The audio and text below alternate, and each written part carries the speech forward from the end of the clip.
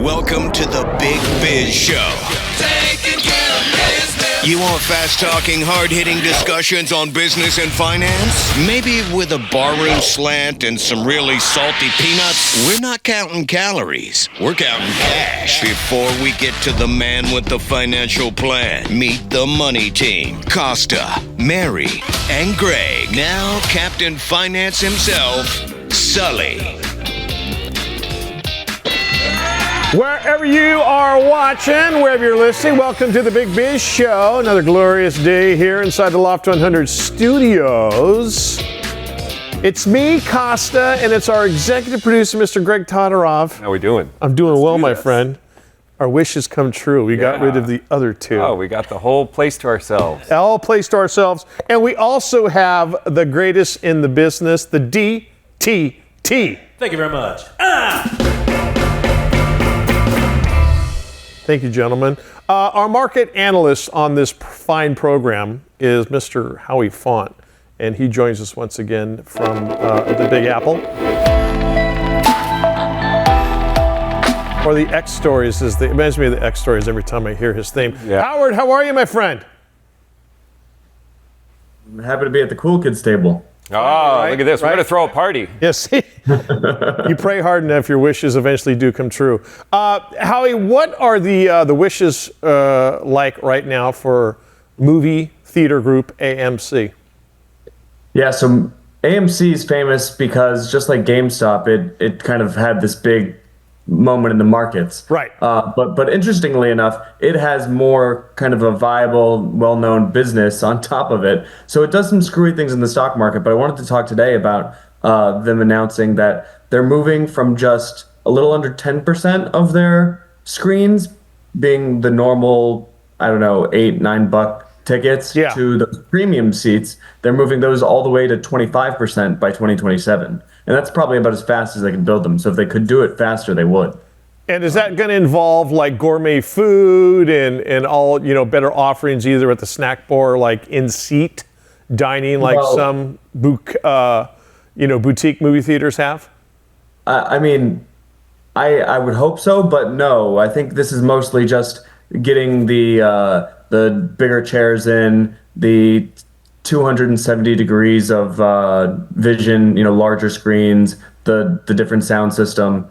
Some of these seats shake or whatever for the big blockbuster movies. So it's things like that. It doesn't have anything to do with kind of the classier places. Yeah, I mean, there are some classy places in New York and San Diego that are like basically restaurants and also a movie theater. This is not that. Yeah. Greg, what's the last time you went to? So it's more 4D, I think, is what they call it. Isn't that right, Howie? When you actually experience the things that are happening, if the wind is blowing or that sort of thing. Sure. Yeah. The industry term, I guess, that they're using is premium format screens, but the marketing is the real 4D or things like that. Yeah. So if somebody burps tuna salad in the movie, you get it right in your face. Yeah, you get a nice. All right. Yeah, I want to pay $25 for that. When was the last time you were in the theater? Movie theater. Great question. Probably maybe 6 months ago. Oh, okay. As recent as that. Yeah. Howie, what about you? Are you a moviegoer?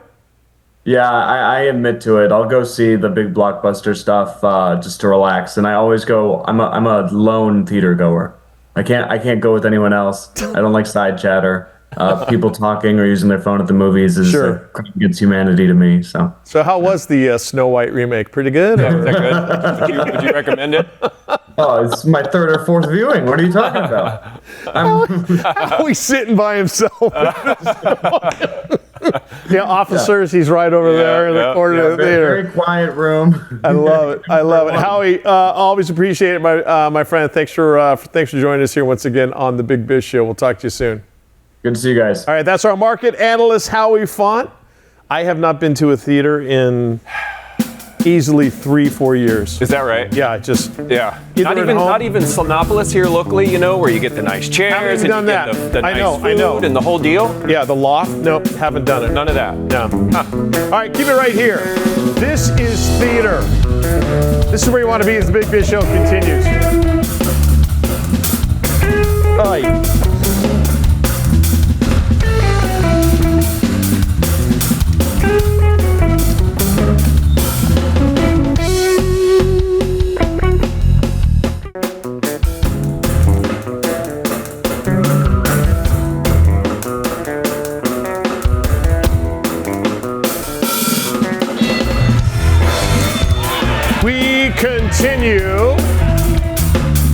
The Loft 100 Studios, whoever you're watching, wherever you are in this wide world of ours. Welcome back to the Big Biz Show. Our executive producer is Greg Todorov, that handsome gent right there. I'm Costa, standing in for Sully. Of course, the gentleman on stage, best in the business. Day Trader Trio. Always along for the ride with us as well. Thanks, guys.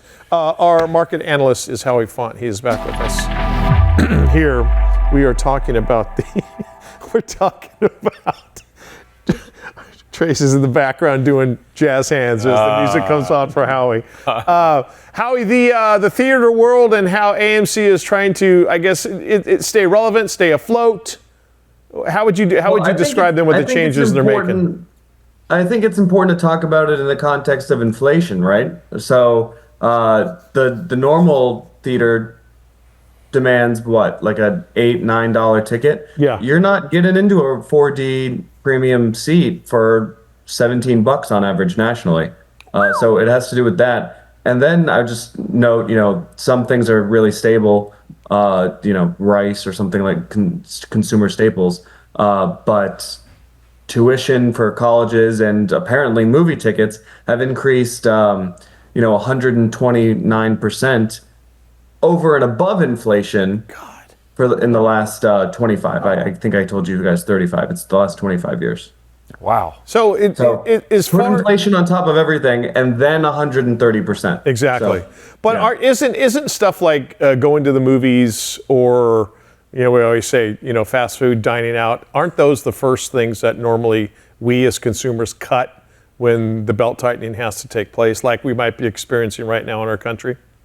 No, I mean, I think that's exactly right. And that's why they're, one, so cyclical as businesses, really dependent on the consumer, as you said, so really dependent on the macroeconomy.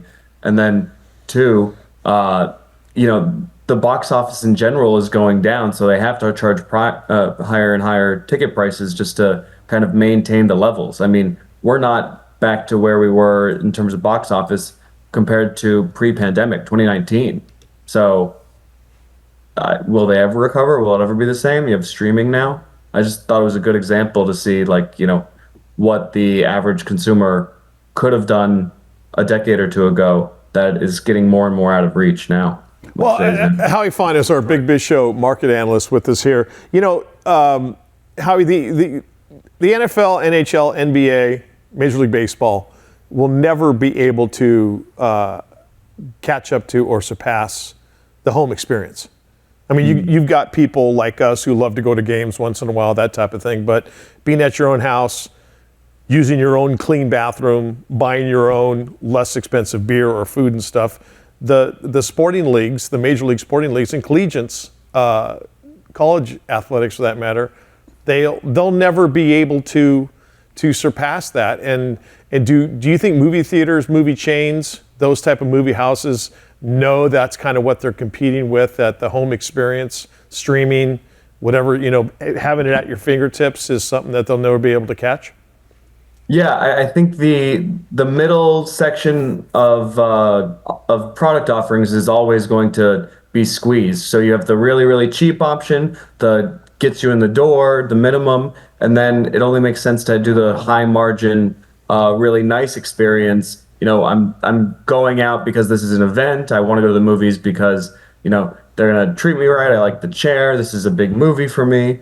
But if it's just another thing that I'm going to watch on a Tuesday night, I guess I'll just use the streaming service. Or, with sports, you go to the Super Bowl, you don't go to some, third-rate college.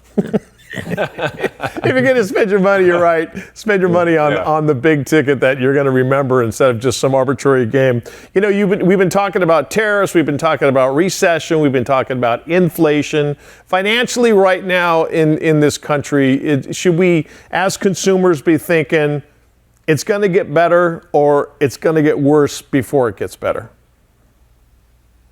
Yeah, I mean, that's an interesting question. I think if you're in one of these protected industries, you're going to have a couple good years. So we talked a couple months ago about the ports. They have new deals that are protecting their salaries for the next couple of years. The auto workers unions right now are very, very happy because of the tariff conversation. So if you've been in a kind of beat up industry, then you might see a couple years of relief. If you don't believe the tariffs are long term going to work or be part of anything, that's a one-time boost, and then it's going away. And then all those boosts come at the expense of everyone in general in terms of prices. So, if the price of all food goes down by 5% in the country, that's a savings to everyone in the country. But if you make more money and everyone else's food prices go up, yes, you are better off, but it's a balancing act. So that's kind of the dynamic that's happening here. The tariffs that Canada and Mexico, China for that matter, levy against us, or we know there's a trade deficit. It's grossly unfair. The tariffs that President Trump and his administration are going to or have already levied against those three countries, we hear Canada talking tough. Oh, it doesn't matter, we'll be fine. Mexico, doesn't matter, we'll be fine. China says the same thing. But how rough will it get for them if these are prolonged, in your estimation? Yeah, so one of the advantages that we have, and one of the reasons why this is a good fight to pick for the U.S., notwithstanding the market reaction, is we're a services-based industry. We do things for each other, and that's how we make money and move our economy.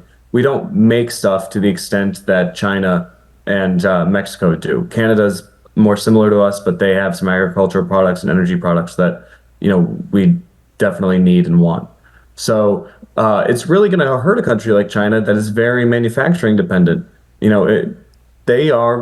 Their whole economy is based on the prices of the stuff that they sell to us and the rest of the world, and we're their biggest trading partner. So it's going to be a blow.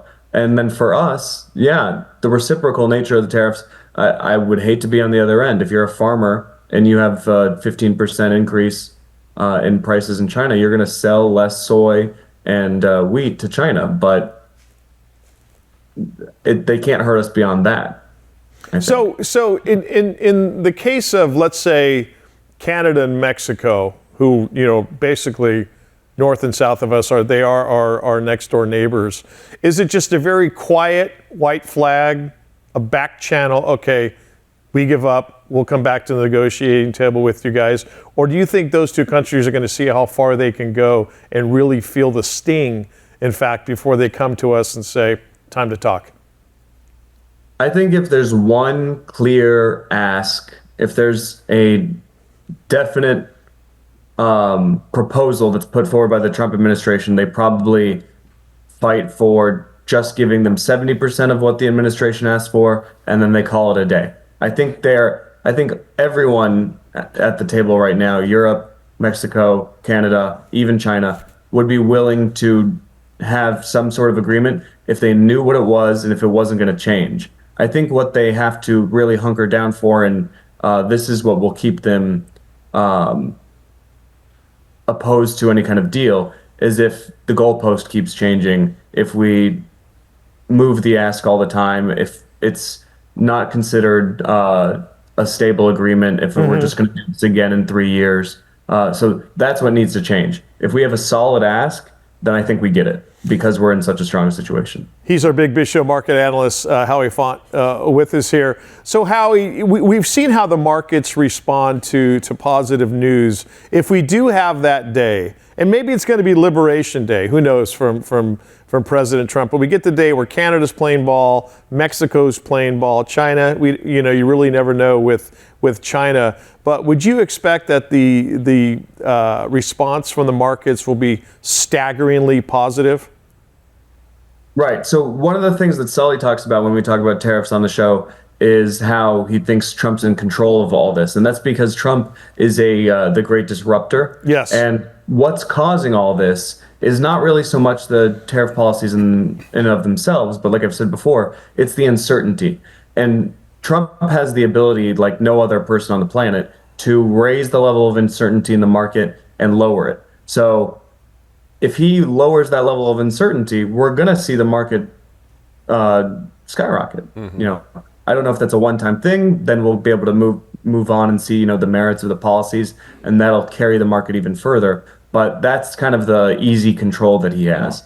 And like I was saying in last week's show or earlier in the week, it doesn't really much matter for Trump because he wants interest rates lower. I mean, he's going to think politically. We've talked about it before. We pay more on interest payments on our debt than we do for the Department of Defense. He wants interest rates to be lower, so that amount is lower. So if the economy has a bad quarter or two and the Fed has to lower rates, that's not bad for President Trump either. It's really going to be interesting to see what he does, in fact, in his third term. When he's the president of the United States. He hasn't ruled it out.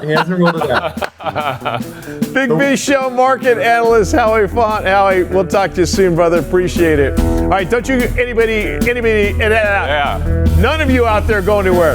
Big Biz Show returns after this.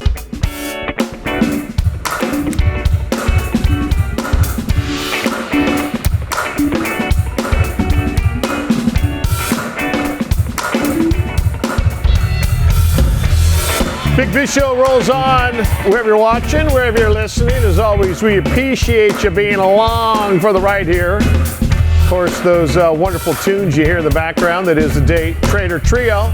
Best in the business, no lessons, self-taught. Of course, here at the bar, we have our executive producer, Greg Todorov. I'm Costa. Sully will be back here in just 1 second.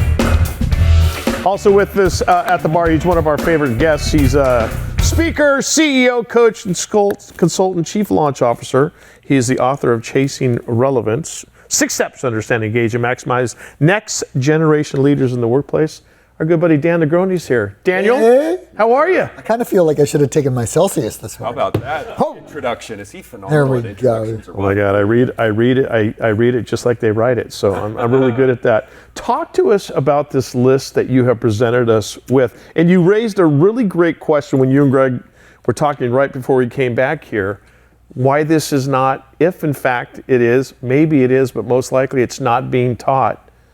Go back to high school with high school kids. The first thing is we have this hack, which is if you want to know how to interact or connect with your employees, then you ask them what they need from you. Sure. Not what you want to give them, not what you want to tell them, but what they need from you. Right. And so at the start of every class, I'm teaching strategy management, and I believe the core to strategy management, or the foundation, is understanding how to think, how to ask great questions, and how to build relationships and connect with people. So I asked them, hey, you guys are all paying me my salary. What do you need from me to be better at strategy if strategy is the basis of communication, thinking, asking great questions?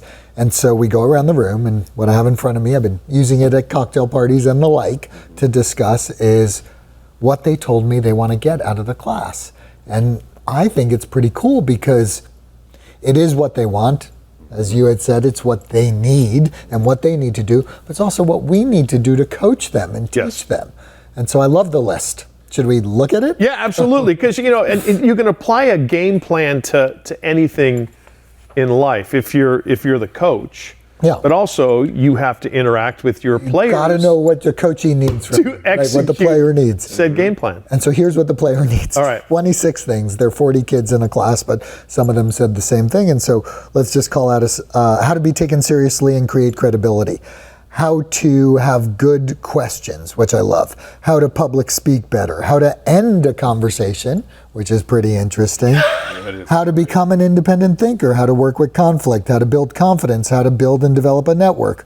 Well, this is good. What is strategy? Sure. Right? Business strategy. That was good for the class. The dean will be happy about that. How to build a relationship. How to maintain a healthy mindset. How to get an interview and a promotion. How to speak up for myself, make decisions. How to discipline yourself. How to trust your gut. How to apologize. So, look, they really want to know these core things, and they really understand what they need.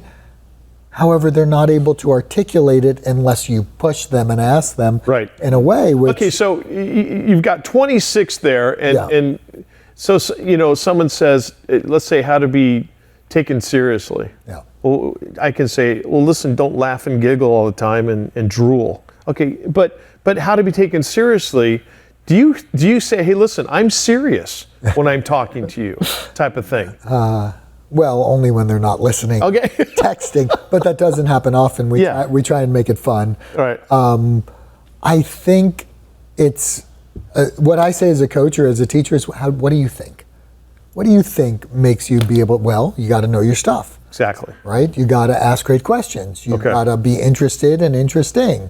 You got to come prepared. Right. So, I mean, there's so many things that are just the basis. And so the question is to them, well, how many of you did that today? And every day? Yeah. And in your last class? And are you awake? I mean, and, you know, WTF? I mean, Sure, are you sure. going to bring that to work? And so, and what can you do to control this, which is what you were saying, right? Right. What's your part in figuring this stuff out? Because I'll help you, but you got to give me something. And so the cool thing is you get 26 points. You know who said what in the class. You know, do they have a confidence problem? Do they have an articulation problem? Do they have a credibility problem? Do they have unable to, you know, process information at a quick time?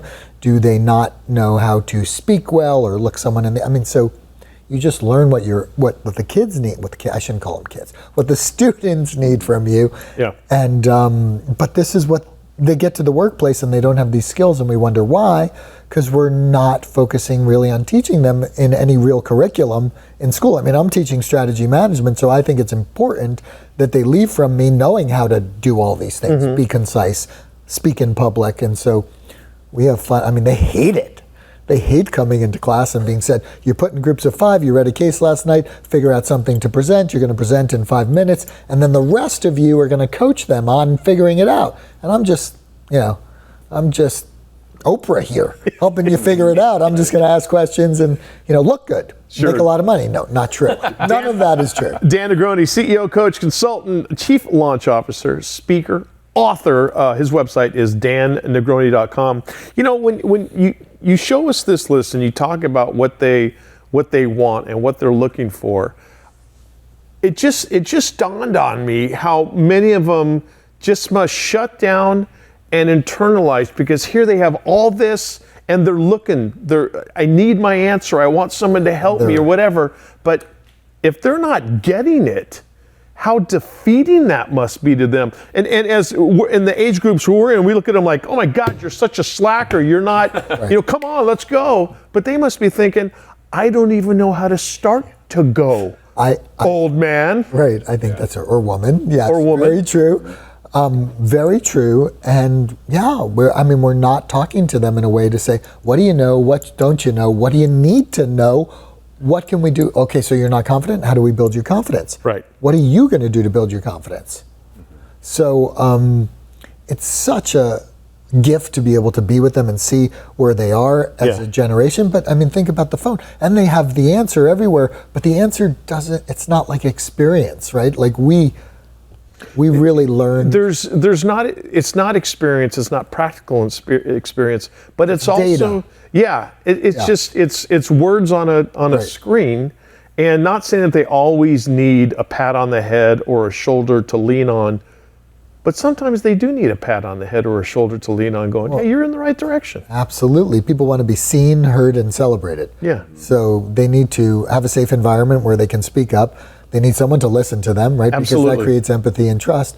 And then celebration, when you celebrate or pat someone on the head, it actually releases endorphins. Right. So, I mean, there's like science behind this stuff, I think, that you can really get them where you need them to go. And it's really interesting to see their progression through the course and through the semester. We've got about 30 seconds left. From where the semester started to where you are now, do you see, though, a shift where it's like the light wasn't on, there was no light, and now look at these guys, it's coming to them? It depends on the student, but the light wasn't fully on. It was like kind of blinking for each of them. They weren't sure. And then by the middle of the semester, we just had a mentor night where 8 mentors at a business in town, Travere Therapeutics, and they went and it was amazing. They were, they had light. It was cool. Growth is a beautiful thing. Dan Negroni, speaker, CEO, coach, consultant, chief launch officer, author of Chasing Relevance, 6 Steps to Understand, Engage, and Maximize Next Generation Leaders in the Workplace. His website, dannegroni.com. Always great to see you, brother. Thank you. All right, thanks for coming on. Yeah. Keep it right here, you. We'll do some more growing as the Big Biz Show continues after this.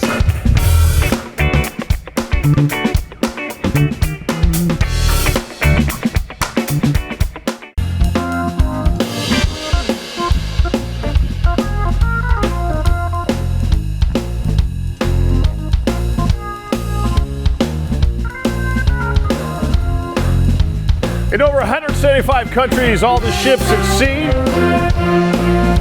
This is the Big Biz Show. As always, a special shout out to our brave men and women of the United States Armed Forces for what they have done and what they are doing for us. Mary Godwin, Mike Costa with you. Those beautiful people on stage, that is Sullivan. 8/9 of the world famous Sullivan Band. Sully, not here today, no big deal. He'll be back here very soon. Also, Greg Todoroff. They're both gone. What's up with them? They call I'll each other. be gone next week, though, so. You are? Yeah. Oh, okay. Celebrating my birthday month. That's right. You said yesterday you're going to go to New York City to cap the month. New York, yes. Cannot wait. Cannot wait. I mean, sorry, that really sounds bad. I know it does. Dang. I can't wait either, so whatever. Sorry, I'm sorry.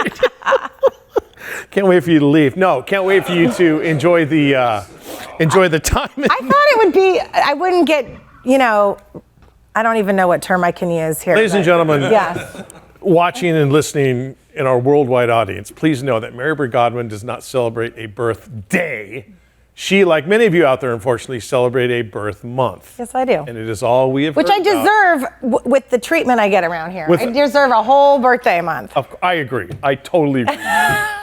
Sullivan, don't you agree with Mary? Yes. Birthday season, birthday month. Yeah. The band loves me. Birthday The band season. loves me. No, we all agree with Mary that she deserves a birthday month. One of your favorite people have decided to come on. I do. Knowing Love that this it, in next fact, guest. is your birthday month. Corey Perlman, social media keynote speaker, of course, CoreyPerlman.com and ImpactSocialMedia.com.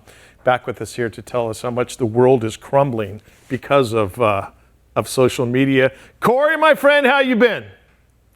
Always good. Happy birthday, Mary, to you. Happy birthday month, I should say. Thank you, Corey. All right, thanks for coming on, Corey. Appreciate it. CoreyPerlman.com. You know what's up. This is why I like having Corey on the show. Corey, in all seriousness, though, I spend a lot of time over on X, and it is just people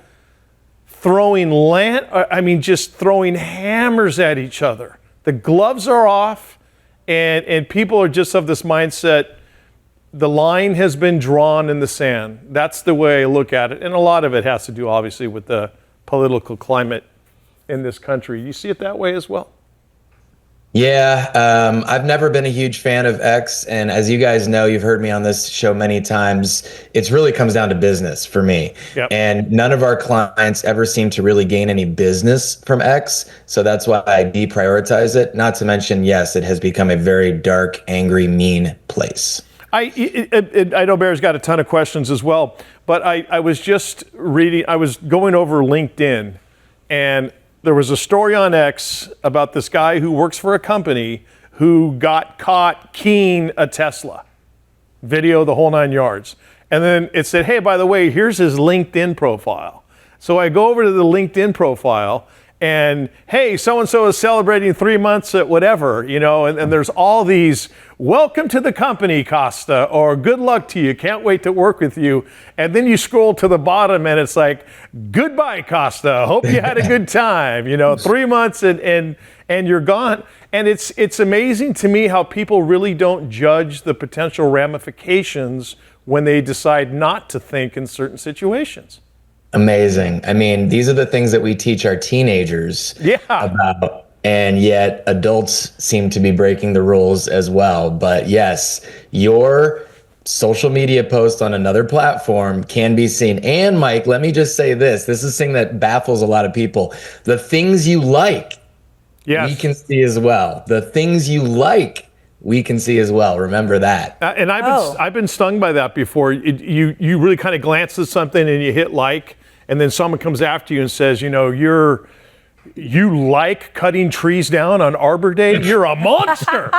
And you're like, whoa, no, I thought it was a lumber company or something like that. I'm sorry, that type of thing.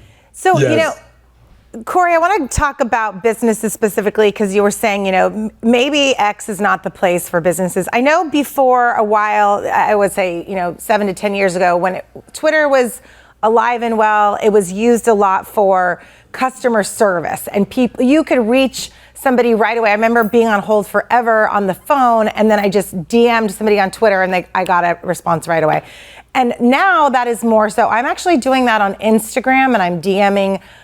That's just happened to me. I can't remember who the client was or the business, but Are you, kind of recommending to businesses to stay away from X because of all that stuff now, and specifically staying towards, I think you've mentioned LinkedIn before, and what other platforms do you think they should be on?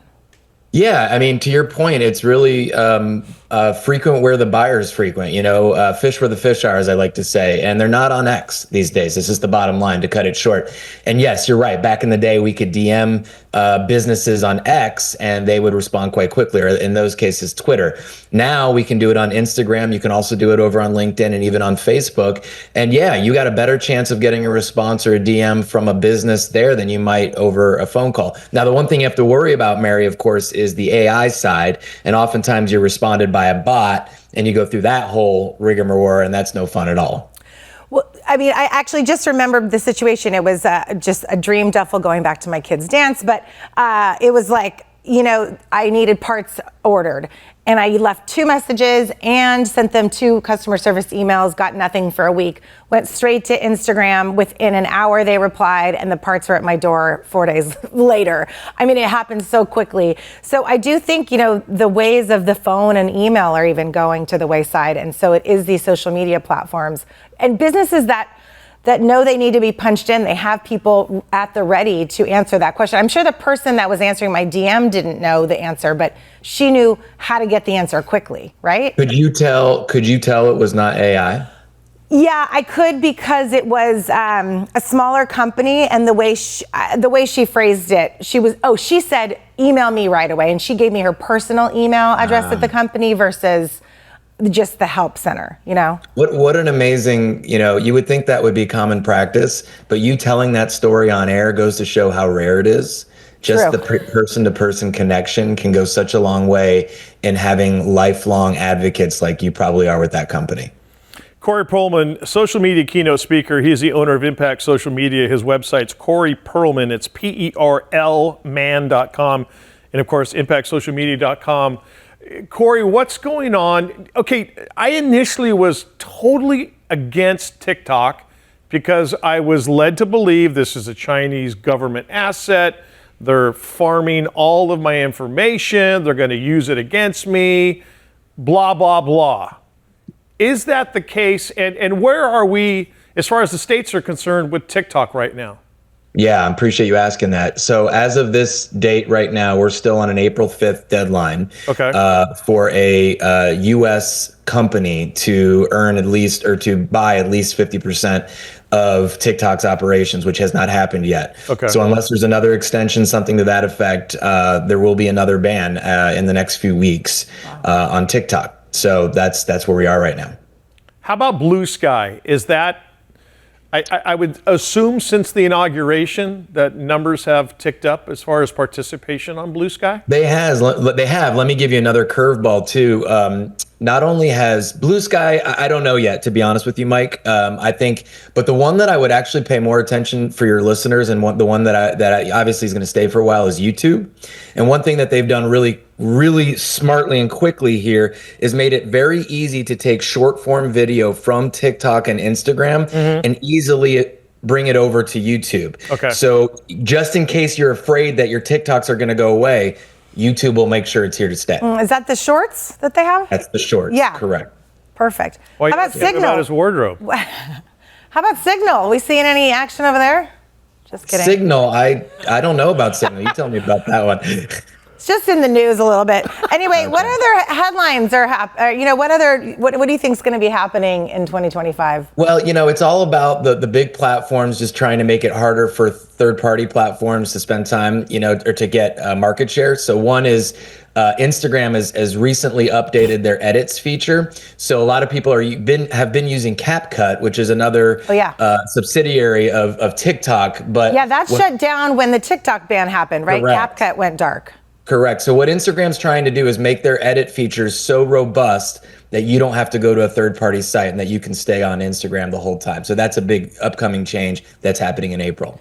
That would be awesome, because I notice when I'm editing in Instagram, it glitches out a lot too. So I'm hoping they fix that glitch situation, because that drives me crazy. Yeah, I also root for the third parties. I root for the small businesses, but along comes Instagram trying to chomp them up like Pac-Man. So we'll see how it all goes. Corey, we got about 30 seconds left. It seems like Facebook now is just one giant ad. That with ad, story about somebody, ad. It has it kind of morphed into that? Is it dead basically on the Vine? It's not dead, but think about Instagram. Go to Instagram. 85% of the feed on your Instagram is going to be content that you are not actively following, which to me is just wild. Love 85%? Yeah. Yes. Whoa. Nothing like wasting your day. Corey Perlman, social media keynote speaker, owner of Impact Social Media Incorporated. CoreyPerlman.com, ImpactSocialMedia.com. Corey, always appreciate the visit, brother. Have a good day.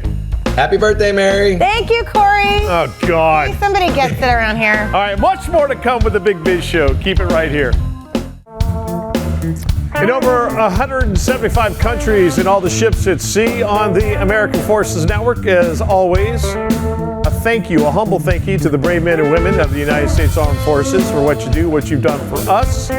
Big Biz Show rolls on inside the Loft 100 studios. Costa, our executive producer, Greg Todorov, Sully and Mary are off doing something. We're holding down the fort. That's right. Of course, that music you hear in the background, the best, the DTT. Our next guest is Michael Farkas, who is the founder and chief executive officer of NextNRG. Their ticker symbol officially is NXXT. And I have about a gazillion questions about wireless EV charging. That sounds cool. My son has a Tesla, so you have a Tesla, you pull in, you get out, you plug it in. Right. But just being able to plug in, I'm assuming that's what we're talking. I would assume so. Let's hear about it. The CEO joins us right now, Michael Farkas from NextNRG. Michael, how are you? Welcome to the Big Biz Show. Doing well. Thank you for having me. Absolutely. If you can, give us the cliff notes on wireless EV charging, because I absolutely have no clue about it. It's very simple. Instead of plugging in your car while you're parked or while you're driving, you'll be able to wirelessly charge your car. So I don't have to pull in. So then I don't have to pull into a charging station. I'm just doing it as I'm humming down the road. Yes.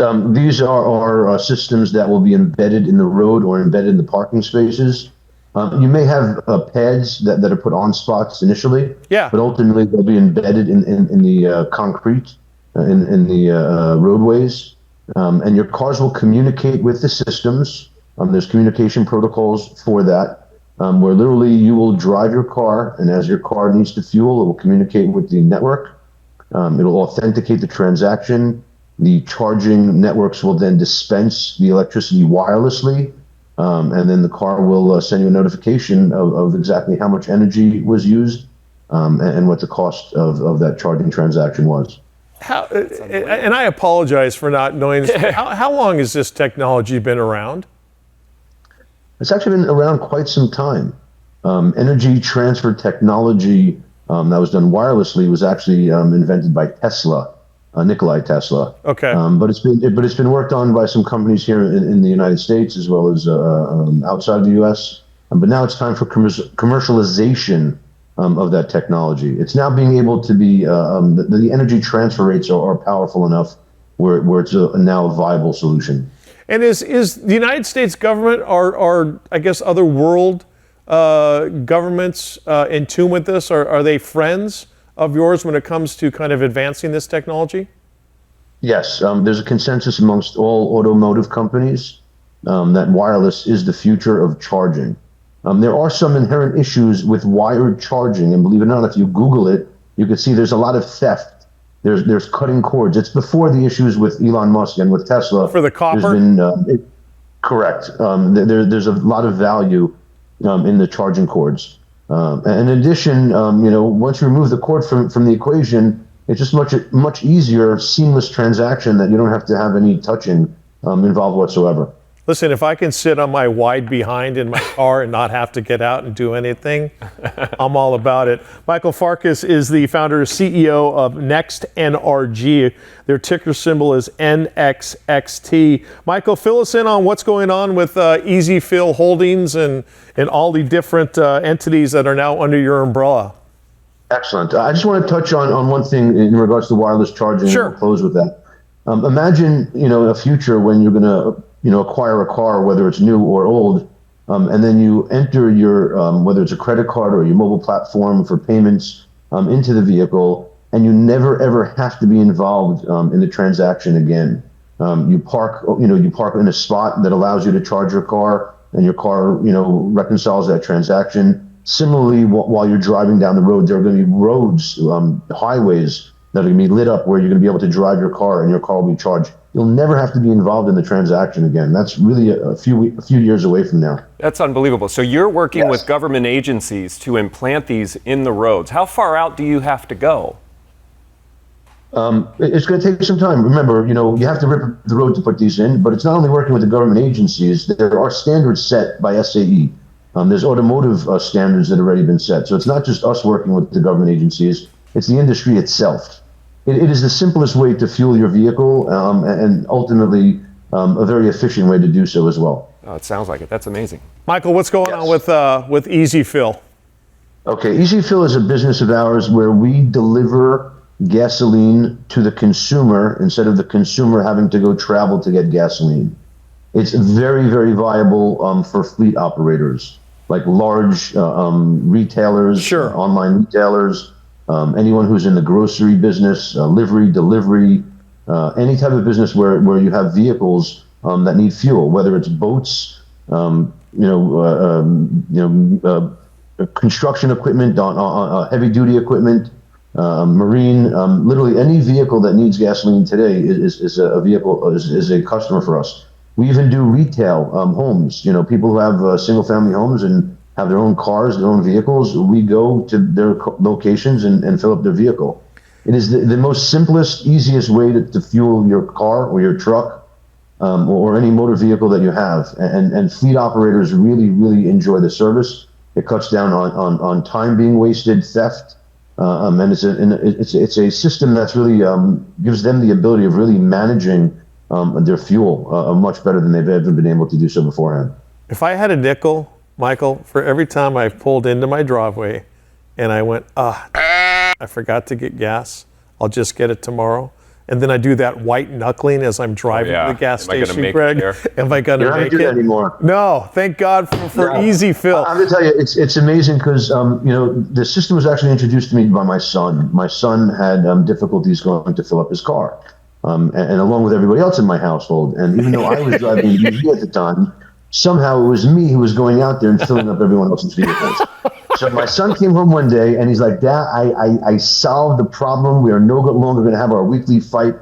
I go, are you moving out? He's like, no, there's an application for it now. I'm like, what? And he's like, literally in the driveway, I downloaded the app, I pressed a couple of buttons, and a truck came and filled up the cars in the driveway. And I was amazed. I never, ever went to a gas station in Miami since then. Ultimately, I invested in the business, bought the business, became its largest shareholder, helped them go public. And now the company is doing unbelievably well. If you look at our numbers for January and February, we blew out our prior numbers by massive amounts. We've gotten, the largest, retailer, online retailer in the world, who's been a customer of ours. We're expanding with them in a very big way. It's very, very exciting. We do see potentially, $100 million a year, in our fueling business. Hey, Michael, do me a favor. Will you promise to come back on the show with us? There's so much more we want to get to, especially your work not only here in the States, but in Israel as well. Please come back on the show. We'd love to have you again. Michael Farkas, CEO, Chief Executive Officer, and NextNRG, their ticker symbol NXXT. All right, that is going to do it from here. A lot of energy going into this show. Everybody who makes it possible, we thank you. Most importantly, we thank you for